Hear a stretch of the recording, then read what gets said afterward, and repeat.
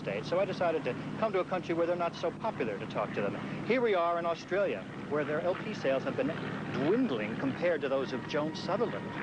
Who actually was the first person of influence to believe in you? Difficult to say. Parents? Yeah, my mum and dad. Yeah, that's right. Everybody's parents, they were great. I think that's definitely helped us. Oh, yeah, all our parents have been exceptional. It's great. It was, I think they all really wanted to say, why don't you get a real job? You know, I'd still get that one better, Tom. But you're going to get a real job. They kind of just let us go along with it for a while, and it worked out. You know, they were all keeping, well, my mum and dad were keeping secret scrapbooks all the time. They were saying, you'll never make it. You know. But just in case you do. Yeah. We want a piece of the action. Oh, yeah. There's this pub in Sheffield, or there used to be, called the Broadfield, which used to play little gigs and what have you. And I've got a little clipping out of this Sheffield Star, where for 4 nights it had the Comsat Angels, the Human League, Def Leppard, and somebody else that's made it big since. All Thursday, Friday, Saturday, Sunday, like that. Well, how can you convince your parents that you have done well, especially in the United States? We flew them all out to LA, actually. Yeah. The whole lot.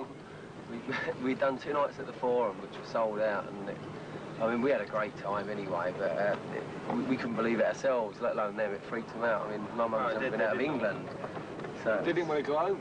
No. Yeah, we had to push them. and said, watch this. My dad spent the first hour watching the crowd, according to my mother. It was probably one of the highlights of the actual tour. I mean, for us, I mean, it was such a buzz seeing them, like, just going, like, you know, our little boys up there doing all that, and it was amazing. They couldn't believe it.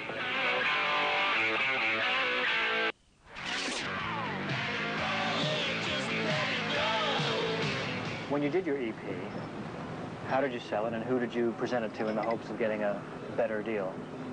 Well, we initially had 1,000 pressed up, picture cover and all, our own label and everything.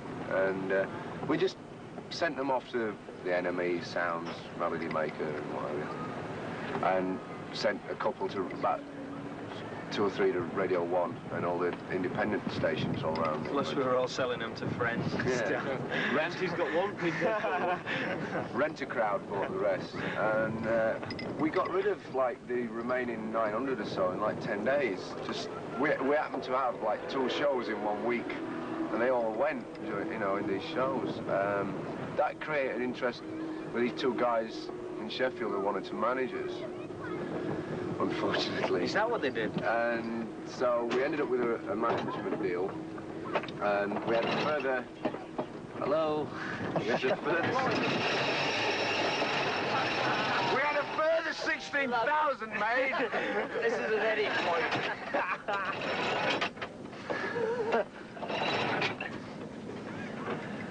Pretty uncool.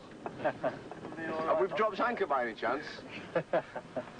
No, remote chat. Shall I carry on? And they sold. You should carry on. You should carry on. And we had a further 16,000. They were distributed through Pinnacle Records. And it got to 84 in the BBC charts, which is like phenomenal for a band with no record deal, which created all the interest. We ended up getting 2-page spread in Sounds, bits and bobs in all the other papers, and of course all the record companies who a year ago said, nah, you know, they all started flopping out.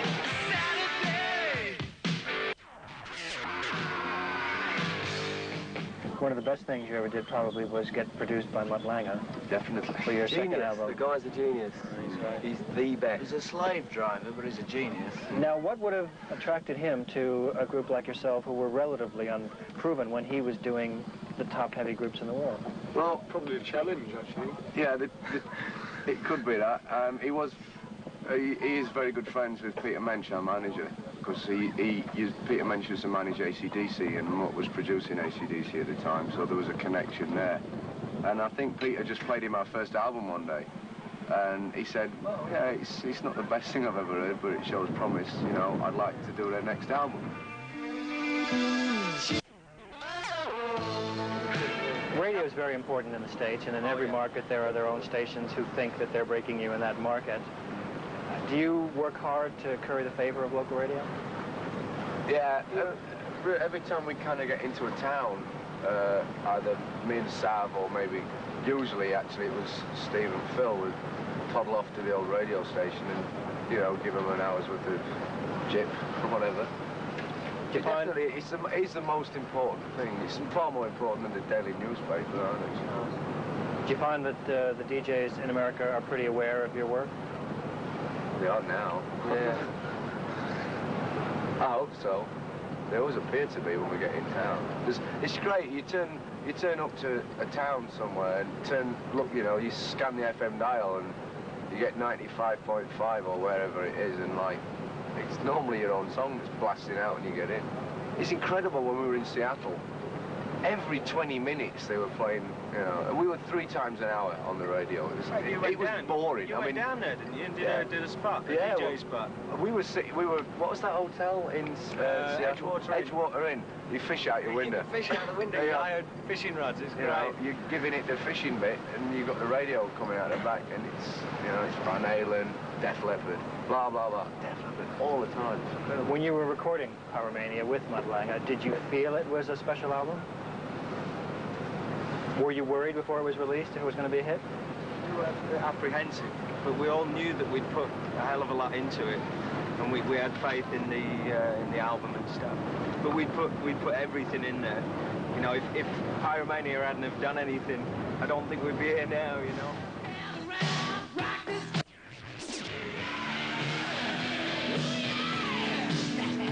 With the Pyromania album, I think there was a sort of feeling that it was going to be really successful, but we didn't know what degree it was going to be successful. We didn't think we were going to storm into the top 10 in the first 2 weeks of release, sort of thing. And stay there for 6 months. We knew there was a certain feeling about the album that it was going to be the most successful. Well, surely it was the 3rd most successful album of the year in the United States. As it continued to tick over, did you Second. Well, there's a dispute between you and the police, and unfortunately, I think things like that can never really be settled, can they? It was only Mr. Jackson that pipped us at the post. Yeah. I thought you were thinking Flashdance for a minute. Oh, I see. But isn't it true that when something like that goes in the States and just does stay there for months, that record companies have strategies of how can we keep it up there? What do we do next? And as you sat there in the top 5 month after month, were you in on any conversations as to how are we going to prolong the life of this baby? Not at all. We just let it do it itself. I think basically down to touring. Basically the main thing is down to touring. We're a lot of groups like Flashdance that obviously can't go on the road to promote it. The film goes we were there, yeah. We were down on tour for months. Yeah. I mean, we don't really get that much involved. I mean, we're involved to the extent of being in control and having people do things for us that are physically impossible for us to do, because all the decisions are made in New York, but we're on tour somewhere in Texas or whatever, or even France, who knows, you know. But you just have people that you trust to make certain decisions for you. But I mean, we don't sit down and say this album has got to go to #1 next week, so here's $3,000, make it happen.